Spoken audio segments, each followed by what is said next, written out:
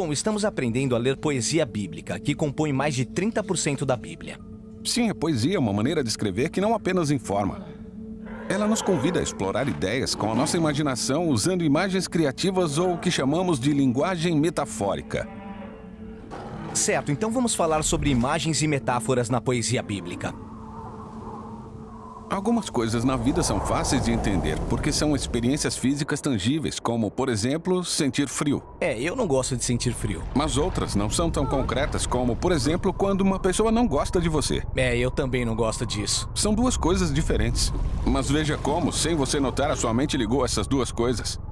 Por exemplo, quando dizemos coisas do tipo, ela me deu um olhar bem frio ou não seja tão frio. Também podemos inverter e pensar em afeição como o calor. O calor da sua amizade me faz bem, ou ela é uma pessoa calorosa. Exatamente. Então, pegamos um conceito básico como o calor e ligamos a um conceito abstrato como a afeição. Isso dá uma forma mais imaginativa de falar sobre as experiências. Estamos pensando através de metáforas. Sim, elas criam uma estrutura para que a mente consiga entender o mundo. Metáforas governam nosso pensamento e nossa linguagem. Como essa própria frase, as metáforas governam. Essa é uma metáfora que diz que as ideias são governantes. Ou pense em uma metáfora que diz que ideias contrárias estão em conflito.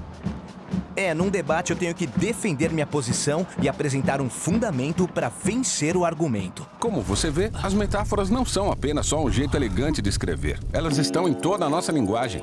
E as metáforas que usamos moldam a nossa imaginação e o nosso comportamento. Por isso não é surpresa quando poetas bíblicos usam sempre imagens metafóricas. Agora, algumas metáforas da Bíblia são fáceis de entender, como a de que a luz é boa e a escuridão é má. Mas lembre-se de que os poetas bíblicos viviam na antiguidade, o que significa que algumas das suas metáforas podem parecer estranhas para nós. Como assim? Imagine águas caóticas, como em uma tempestade no meio do oceano.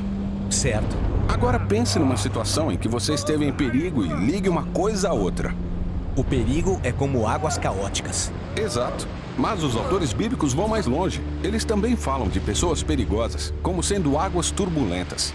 Como no Salmo 69, salva-me, ó Deus, pois as águas subiram até o meu pescoço. Entrei em águas profundas. Os que sem razão me odeiam são mais do que os fios de cabelo da minha cabeça.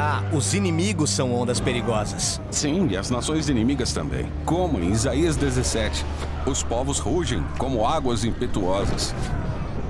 Ou no Salmo 89, tu dominas o revolto mar, com teu braço forte dispersaste os teus inimigos. Então essa é uma metáfora comum para o perigo e o caos no nosso mundo. Mas Deus tem o poder sobre as águas caóticas. Sim, e essa imagem fundamental é tão importante que aparece logo na primeira página da Bíblia. Sim, o mundo no início de Gênesis 1 é um oceano escuro e caótico que Deus põe em ordem. Exatamente. A imagem começa aqui e se desenvolve pelo resto da Bíblia, e a mesma coisa acontece com seu oposto. Se as águas caóticas são uma imagem fundamental de perigo, pense naquilo que a terra seca deve representar.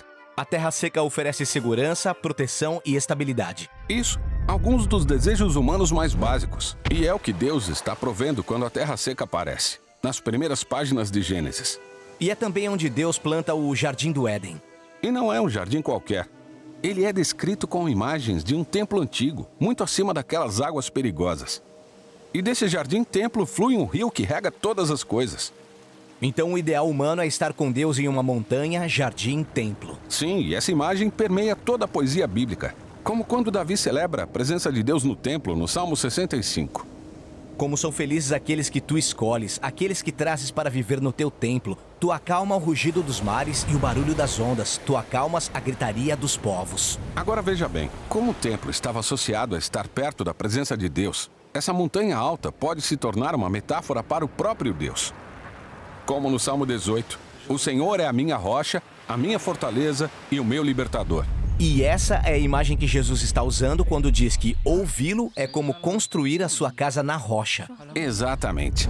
Veja então como essas ricas metáforas da poesia bíblica têm as suas raízes em antigas narrativas bíblicas.